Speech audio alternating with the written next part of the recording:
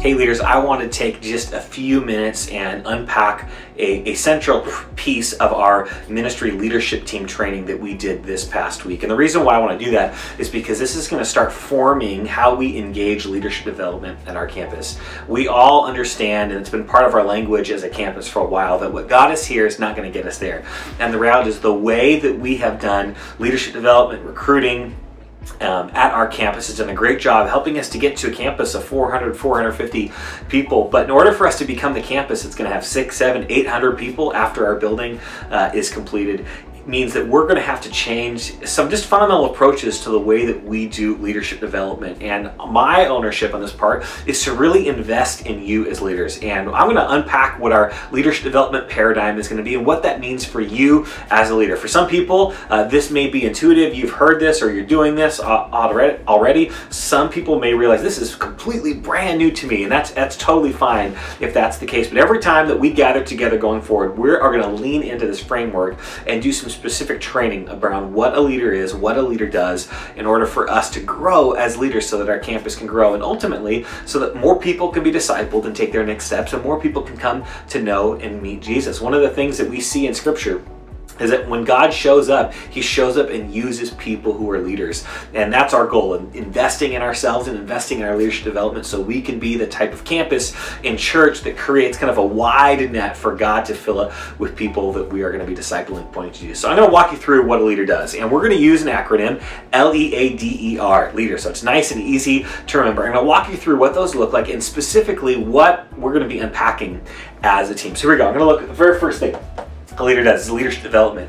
A good leader is someone that on their team with the volunteers they're leading and working with, their volunteers are growing and taking their next steps. Whether that's showing up occasionally, whether that's taking over, maybe leading part of a group or part of a ministry, we should see a progression over time of our volunteers growing and taking on more leadership, more responsibility, and growing in their capacity as leaders. The second thing is empowerment, that we want to be the kind of leaders that gives ministry away. Because many of us want to be servant leaders, we end up becoming the people that want to do everything for our volunteers. And leadership empowerment is incredibly important to give ministry away. The best leaders are the best at giving ministry away and helping people grow to do that ministry well. Here's the third thing, affirmation, that we're really great at affirming people, saying thank you, specifically pointing out and caring for the people that are on our team.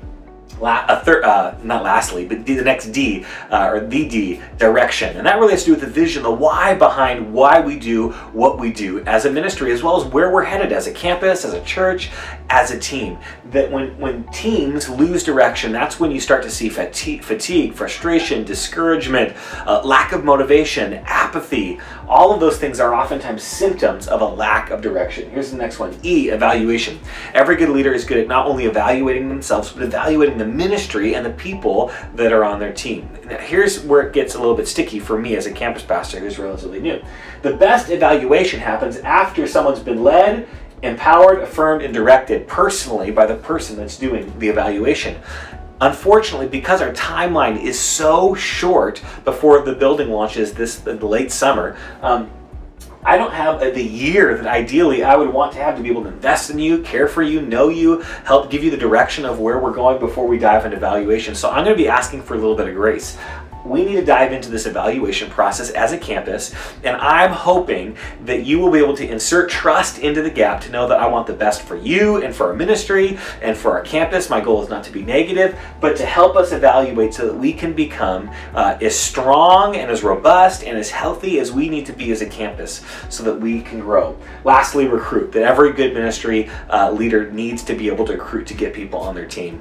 We are going to be in a spot with an influx of a bunch of people, and if we're not ready to start recruiting, and we're not going to be ready for those people, and when those people get here, we're not going to do a good job of helping them to be discipled and take their next steps as volunteers. So that's the framework, and that's what we're going to be talking about, and I just wanted to quickly walk through that so you know what to expect as we're having conversations.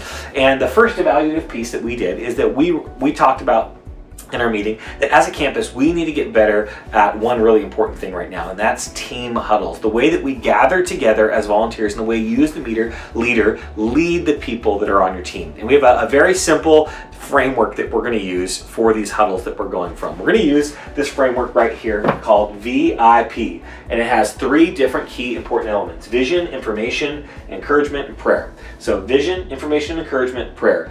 Vision is really about the why behind what we're doing, how what we're doing makes an impact, makes a difference. So here's an example.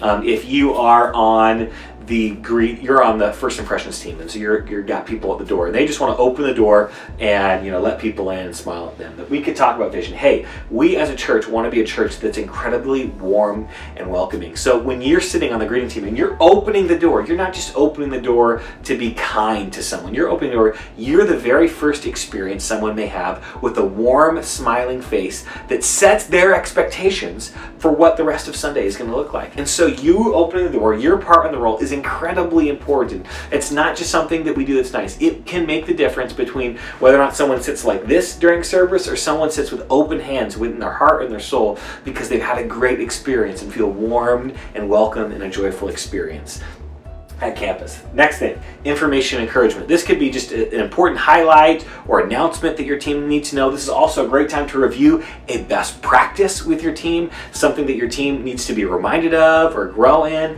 And then lastly, pray. And you want to spend some time praying with your team, praying for the effectiveness maybe of your ministry, maybe praying for a volunteer who's not there, maybe it's praying for someone that your ministry team is serving, but allows us to get connected to one another in order for us to grow. Another way to share vision, I forgot about this earlier, I want to share with you, is just share a short devotional from your life. Maybe something that you were learning in your reading or in your prayer life that spoke to the ministry that you're doing. This is just a great way to share your heart and lead and pastor the people that are on your team. Well, thank you so much for being on the team. I'm going to get connected with you in the future, but here's the first step that I would love for you as a leader is to start implementing the VIP strategy in your team huddle. Doesn't matter if your volunteers serve every single week and they're super faithful and they're super high capacity.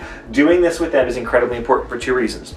One, it continues to help people with the direction, the encouragement, the motivation, the pastoring, the care that they need to be a volunteer long term. But 2, it's also modeling what good leaders do, so that as we seek to empower and develop those leaders, they are learning how to lead well. So thanks so much for being a leader. If you have any questions about this, reach out to me. I will be following up with you in the coming weeks to talk about this process and see how it is going with you and your team. Thanks so much for being a leader. If you have any questions, feel free to reach out to me.